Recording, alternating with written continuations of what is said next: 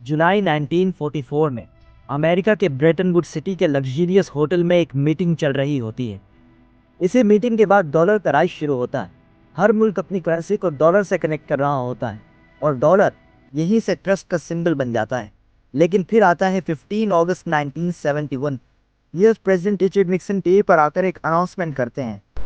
I have directed Secretary Connally to suspend temporarily the convertibility of the dollar into gold or other reserve assets, except in amounts and conditions determined to be in the interest of monetary stability and in the best interest of the United इस States. Announcement का मतलब ये था कि dollar और gold का connection जो अभी तक डॉलर के फाइनेंशियल पोजीशन को स्ट्रॉन्ग बनाए हुए था, तोड़ दिया जाता है, जिसकी वजह से लोगों का ट्रस्ट डॉलर से उठना शुरू हो जाता है, जो कि अमेरिका के लिए फाइनेंशियल थ्रेट बन जाता है।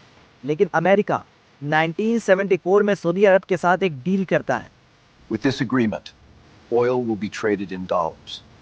In return, we guarantee your security and support. जिसकी वजह से ग्लोबल मार्केट में डॉलर का डोमिनेंस चलता रहता है। और यही वजह थी कि डॉलर सिर्फ कागज का टुकड़ा होने के बावजूद दुनिया की मोस्ट रिजर्व करेंसी बन जाता है। लेकिन बात यहाँ पर ख़त्म नहीं होती। जहाँ पर पूरी दुनिया डॉलर को ट्रस्टेड करेंसी के तौर पर देख रही थी, वहीं पर यूएस डॉलर को वेपनाइज कर रहा था। और यूएस के इसी स्टेप से शुरुआत होती है डी डॉलराइजेशन की। डॉलर के राज पर मैंने एक डिटेल वीडियो बना दी है, जिसका लिंक मैं डिस्क्रिप्शन में दे दूंगा। साल होता है 1979। ईरान में बादशाह शाह रज़ा पहलवी के खिलाफ एक गिरोह बन रहा होता है। इस खतरे का एहसास सिर्फ ईरान के दीवानों में ही नहीं, बल्कि व्हाइट हाउस में ही होने लगता है, क्योंकि शाह रज़ा पहलवी जो ईरान का बादशाह बना बैठा था, अमेरिका का खास वफादार था, जिसकी वजह से अमेरिका को ईरान से कोई प्रॉब्लम नहीं थी। लेकिन फिर एक इनकलाबी ग्रुप शाह रज़ा पहलवी का तख्ता उलट देता है। ये इनकलाबी ग्रुप होता है ईरान के visionary leader Ayatollah Ruhollah Khomeini का। و با زور و با سرنیزه تأسیس شده بود مجلس। अमेरिका आयतुल्लाह रुहुल्लाह खुमैनी को नहीं, बल्कि उसके इस्लामिक रजीम को खतरा समझता था, और अमेरिका का यह मानना सही भी साबित हुआ। आयतुल्लाह रुहुल्लाह खुमैनी की गवर्नमेंट ने आते ही इस्लामिक कल्चर को प्रमोट करना शुरू कर दिया और वेस्टर्न चीज़ों पर अपनी डिपेंडेंसी को कम करने लगे। इसी दौरान ईरान ने वेस्टर्न मोनोपोली को ख़त्म करने के लिए यूएस डॉलर के बजाय लोकल करेंसीज में ट्रेड करना शुरू कर दिया। और ईरान की इसी स्टेट से जन्म होता है डी डॉलराइजेशन का, और यहीं से डॉलर की वेपनाइजेशन शुरू हो जाती है। अमेरिका गुस्से में आकर ईरान पर सेक्शन लगा देता है और ईरान का फाइनेंशियल सिस्टम कमज़ोर होता चला जाता है। अमेरिका का यह एक्शन देखकर सारे कंट्रीज़ ये समझ जाते हैं कि डॉलर के अगेंस्ट खड़े होने का मतलब है अमेरिका के अगेंस्ट खड़े होना, एक सुपर पावर और न्यूक्लियर कंट्री के अगेंस्ट खड़े होना। इस इंसिडेंट के बाद जहां पर सारे कंट्रीज खामोश होते हैं, वहीं पर नवंबर 2000 में इराक से डॉलर के खिलाफ एक आवाज़ उभरती है। ये आवाज़ होती है इराक के सदर सद्दाम हुसैन की। सद्दाम हुसैन नवंबर में पेट्रोल को यूरो में बेचना शुरू कर देते हैं, जो कि डॉलर के खिलाफ सद्दाम हुसैन का सबसे बड़ा स्टेप होता है। अमेरिका डॉलर को बचाने के लिए मार्च 2023 में इराक पर हमला कर देता है और 3 साल बाद 30 दिसंबर 2026 को इराक के सदर सद्दाम हुसैन को फांसी दे दी जाती है। लेकिन डी डॉलराइजेशन की आवाज़ यहाँ पर नहीं रुकती। सद्दाम हुसैन की मौत के बाद पूरे वर्ल्ड में किसी की हिम्मत नहीं होती कि वो यूएस डॉलर या अमेरिका के खिलाफ कोई भी एक्शन ले।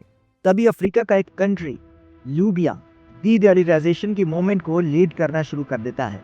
2009 में लीबिया के प्रेसिडेंट मोहम्मद कद्दाफी अफ्रीकन कंट्रीज को यूनाइट करना शुरू करते हैं।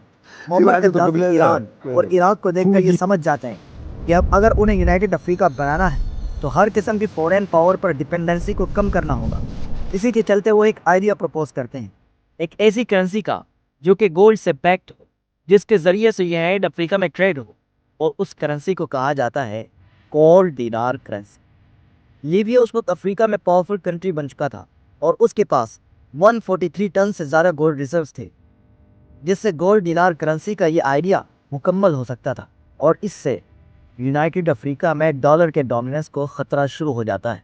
तो अमेरिका लीबिया में नेटो बैक्ड बगावतें शुरू करवाता है और 20 नवंबर 2011 को बागी मोहम्मद कद्दाफी का बेरहमी से कत्ल कर देते हैं।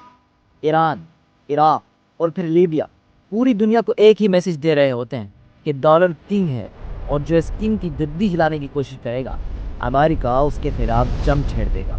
इन 3 इंसिडेंट्स के बाद कोई पावर डॉलर के मुकाबले में नहीं आती, लेकिन फिर 2001 में जिम ओ'नील एक research paper building better global economic BRICs publish करते हैं। इस रिसर्च पेपर में ये प्रेडिक्ट किया जाता है ब्राज़ील, रशिया, इंडिया और चाइना अगले 50 सालों में दुनिया की रिजर्व करेंसी बन सकते हैं। ये सिर्फ एक प्रेडिक्शन थी जो इकोनॉमिकल सिस्टम के इम्प्रूवमेंट के लिए की गई थी, लेकिन ये सारा सिनेरियो बदलना शुरू होता है 2008 के बाद। 2008 में अमेरिकन बैंक्स लोगों को होम लोन देना शुरू करते हैं, बिना ये देखे कि लोगों ने उसे पे करने की कैपेबिलिटी है या नहीं, जिसकी वजह से जो उस लोन को पे नहीं कर सकता वो भी लोन लेना शुरू करता है। यहाँ तक इस क्राइसिस से अमेरिका का एक बैंकक्रप्ट हो जाता है, जिससे सिर्फ अमेरिका का ही नहीं बल्कि पूरे वर्ल्ड का बहुत बड़ा नुकसान होता है। इस क्राइसिस के बाद पूरा वर्ल्ड समझ जाता है कि अगर उसे स्टेबिलिटी को दोबारा से वापस लाना है, एक नया सिस्टम बनाना होगा, और ये गोल्डन चांस होता है ब्रिक्स के लिए।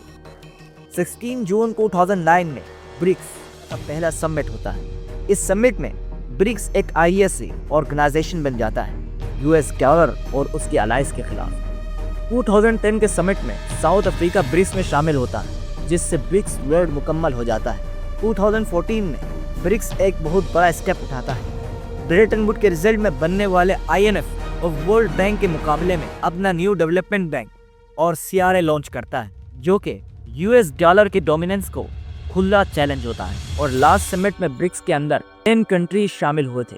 40 कंट्रीज ने ब्रिक्स में इंटरेस्ट दिखाया है, और सऊदी अरबिया और ईरान ने ब्रिक्स में ज्वाइनिंग की एप्लीकेशन भी दे दी है। और अब तो ये वक्त ही बता सकता है कि ब्रिक्स डे डॉलराइजेशन में कामयाब हो पाएगा या नहीं।